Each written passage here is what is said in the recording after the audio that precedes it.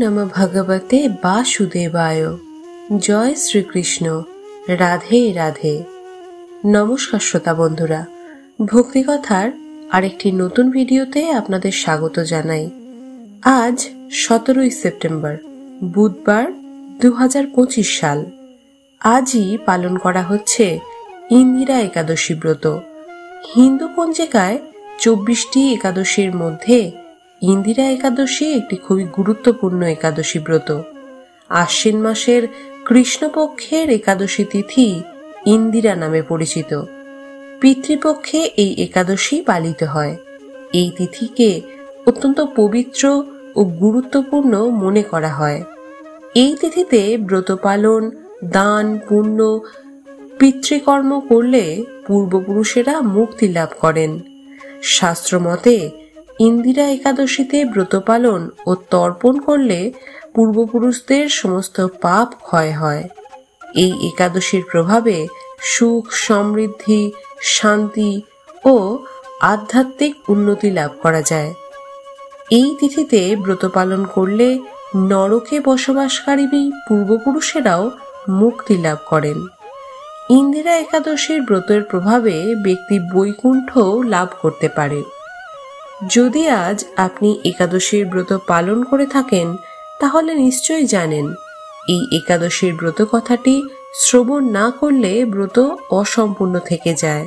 আর যদি কোনো কারণে আজ আপনি এই ব্রত পালন করতে নাও পারেন, শুধুমাত্র ব্রত কথাটি ভক্তিপূর্বক শ্রবণ করলেও ব্রতের পূর্ণ ফল অনেকাংশেই লাভ করতে সমর্থ হবেন।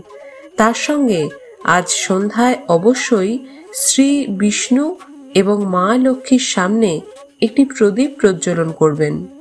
শুরু করছি আশ্বিন মাসের কৃষ্ণপক্ষের ইন্দিরা একাদশীর ব্রত কথা। জয় শ্রীকৃষ্ণ। রাধে রাধে। মহারাজ যুধিষ্ঠির শ্রীকৃষ্ণকে জিজ্ঞাসা করলেন, হে মধুসূদন, আশ্বিন মাসের কৃষ্ণপক্ষীয় একাদশীর নাম কি তা কৃপা করে আমার নিকট বর্ণনা করুন। শ্রীকৃষ্ণ বললেন, হে রাজন, আশ্বিন মাসের একাদশীর নাম ইন্দিরা একাদশী। এই ব্রত পালনে মহাপাপ বিনষ্ট হয়। এমনকি কর্মফলে যারা নিম্নজনিতে জন্মলাভ করেছেন সেই পূর্বপুরুষগণের উত্তম গতি লাভ হয়। এই একাদশীর মাহাত্ম্য শ্রবণ করলেও সামবেদীয় যজ্ঞ ফল প্রাপ্ত করা যায়। হে রাজন, সত্যযুগে মাহেশমতি নামে এক নগর ছিল। সেখানকার রাজা ইন্দ্রসেন খুবই প্রতাপশালী রাজা ছিলেন। ধর্মবিধি অনুসারে রাজ্য শাসনে তিনি বিশেষ খ্যাতি সম্পন্ন রাজা ছিলেন। তিনি বিপুল ধনসম্পত্তির অধিকারীও ছিলেন। পুত্র পৌত্র সমন্বিত বিশাল রাজ্যের প্রজাদের নিয়ে খুব সুখে আনন্দে তিনি রাজ্য পরিচালনা করতেন। বিষ্ণু ভক্তি পরায়ণ রাজা সর্বদা শ্রীহরির সেবা, হরিপূজন, শ্রী গোবিন্দ নাম গুণগানে মগ্ন থাকতেন। একদিন রাজা সুখে রাজসভায় বসে আছেন। এমন সময় দেবর্ষি নারদ স্বর্গ থেকে আকাশ মার্গে ভ্রমণ করতে করতে রাজার রাজসভায় এসে প্রবেশ করলেন। রাজা দেবর্ষিকে দর্শন করে করজোড়ে দণ্ডায়মান হয়ে দণ্ডবৎ প্রণাম করলেন। নিজের আসনে বসিয়ে যথাবিহিত পাদ্য অর্ঘ্য দ্বারা ষোড়শোপচারে পূজা নিবেদন করলেন। তারপর রাজা করজোড়ে বললেন, হে মুনিবর, আপনার দর্শন মাত্রই আমার যাবতীয় যজ্ঞ ফল লাভ হয়েছে। এখন আপনার আসার কারণ কি সেটা জানিয়ে আমাকে কৃতার্থ করুন। দেবর্ষি নারদ বললেন, হে রাজন, আপনার রাজ্যের সকলে কুশলে আছেন তো? বিষ্ণু ভক্তিতে তৎপর হয়ে চলছেন তো? রাজা বললেন, হে দেবর্ষি, আপনার অনুগ্রহে আমার সর্বত্রই কুশল। আপনার দর্শনে আমি সর্বত্রই কৃতার্থ। আমার জীবন ধন্য হল। আমার সকল যাগযজ্ঞ সফল হয়েছে। আপনি কৃপা পূর্বক কি নিমিত্তে এসেছেন আমার জানতে ইচ্ছে হয়। রাজার এই বিনয় বাক্য শ্রবণ করে দেবর্ষি নারদ বললেন, হে মহারাজ, আমি এক আশ্চর্যজনক কথা বলছি, তা মন দিয়ে শ্রবণ করুন। আমি ব্রহ্মলোক থেকে কৃষ্ণ গুণগান করতে করতে যমলোকে গিয়েছিলাম। যমরাজ আমাকে দেখে ভক্তিযুক্তভাবে আমার পুজো বিধান করলেন। সেখানে আমি যমপুরীটা ঘুরে ঘুরে দেখতে লাগলাম এবং বহু পুণ্য অর্জনকারী আপনার পিতাকে দেখলাম। ব্রতভঙ্গের পাপের কারণে তাকে সেখানে থাকতে হয়েছে। হে মহারাজ, আপনার পিতা যে সংবাদ প্রেরণ করেছেন আমি এখন তা আপনার নিকট বলছি। তিনি আমাকে দেখে বললেন, হে দেবর্ষি, মহেশমতিপুরের ধর্মপরায়ণ রাজা ইন্দ্রসেন আমার পুত্র। আপনি আমার পুত্রকে বলবেন, আপনার পিতা বহু পুণ্য অর্জন করলেও ব্রতভঙ্গ অপরাধের জন্য যমালয়ে যেতে বাধ্য হয়েছেন। সেখানে তাকে অনেক কষ্ট ভোগ করতে হচ্ছে। সে যেন আমার ঊর্ধ্বগতির জন্য সর্বপাপ নাশক ইন্দিরা একাদশীর ব্রত পালন করে। তাহলে সেই ব্রতের পুণ্য প্রভাবে আমি নিষ্পাপ হয়ে পরমধামে স্বর্গলোকে যেতে সক্ষম হব। অন্যথায় আমি এই যমপুরী থেকে কোনো কালেই মুক্তি পাব না। এই সংবাদ জানাবার জন্যই আপনার নিকট আমার আগমন। হে মহারাজ, আপনার পিতার মঙ্গল কামনায় আমি যথাবিধি অনুসরণ করে এই ইন্দিরা একাদশীর ব্রত পালন করুন। তখন রাজা বললেন, হে মহর্ষি, কৃপাপূর্বক আপনি আমাকে এই ব্রতের মহিমার কথা বলুন। এই ব্রতের বিধি কি, কোন তিথি বা কোন পক্ষে এই একাদশীর ব্রত পালন করা হয় তা কৃপা করে আমাকে বলুন। দেবর্ষি বললেন, হে মহারাজ, আশ্বিন মাসের কৃষ্ণপক্ষের দশমীর দিন প্রাতঃস্নান করবেন।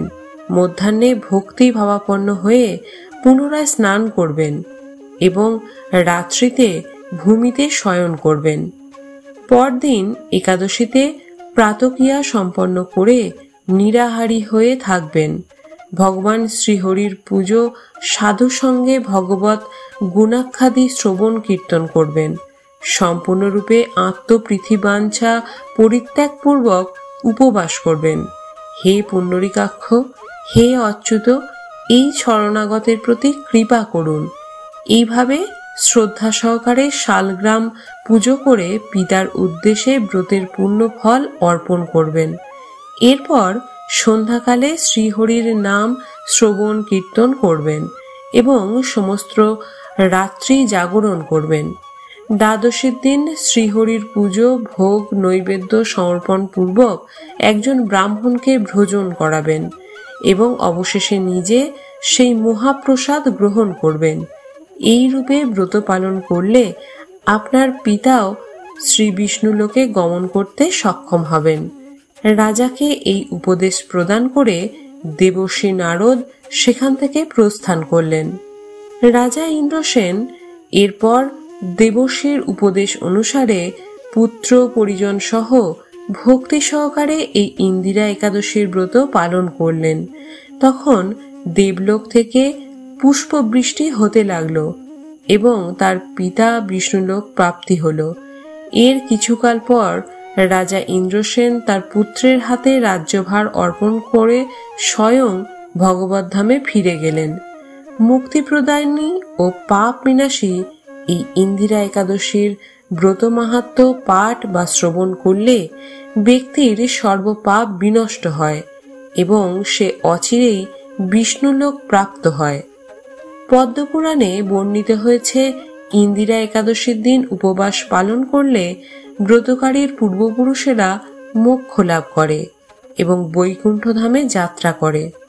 এছাড়া এই ব্রতের পূর্ণ প্রভাবে ব্রতকারীর জন্য স্বর্গের দরজা উন্মুক্ত হয়ে যায়। শ্রোতা বন্ধুরা, আজকের দিনে ভগবান নারায়ণের পাশাপাশি মা লক্ষ্মীকেও পুজো নিবেদন করুন। যদি সম্ভব হয় তাহলে ভগবানকে এই দিন সাত্ত্বিক ভোগ নিবেদন করুন। আজকের দিনে অতি অবশ্যই ভগবান বিষ্ণুকে তুলসী পাতা নিবেদন করতে হয়। মনে করা হয় যে বিনা তুলসীতে ভগবান বিষ্ণু কোনো পুজোই গ্রহণ করেন না।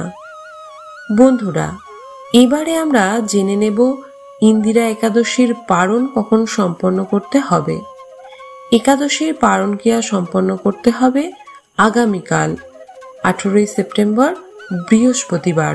পারণের জন্য যে নির্দিষ্ট সময় আছে সেই সময়ের মধ্যেই পঞ্চ রবিশস্য ভগবানকে নিবেদন করে প্রসাদ গ্রহণ করুন। এখানে বলে রাখি, একাদশীর ব্রত পালনের প্রকৃত উদ্দেশ্য কেবল উপবাস করা নয়, নিরন্তর শ্রী ভগবানের নাম স্মরণ মনন ও শ্রবণ কীর্তনের মাধ্যমে একাদশীর দিন অতিবাহিত করতে হয় এবং আজকের দিনে পরনিন্দা, পরচর্চা, মিথ্যা ভাষণ, ক্রোধ এগুলি এড়িয়ে চলতে হয়। একাদশীর ব্রত উদযাপন করলে যে কেবল নিজেরাই উপকার হয় তা নয়, একাদশী পালন করলে ব্রতকারীর পূর্বপুরুষ নরক যন্ত্রণা থেকে মুক্তি পায় এবং তার সার্বিক কল্যাণ সাধিত হয়। শ্রোতা বন্ধুরা, আজকের এই ব্রত কথা শ্রবণ করে যদি আপনার ভালো লাগে তাহলে ভিডিওটি অবশ্যই এটি লাইক করবেন এবং আপনি যদি আমাদের ভক্তিকথা চ্যানেলে নতুন হয়ে থাকেন তাহলে চ্যানেলটি সাবস্ক্রাইব করার অনুরোধ রইল।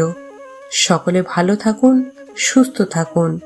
পরম কল্যাণময় পরমেশ্বর ভগবান আপনার মঙ্গল করুন। জয় শ্রীকৃষ্ণ। রাধে রাধে।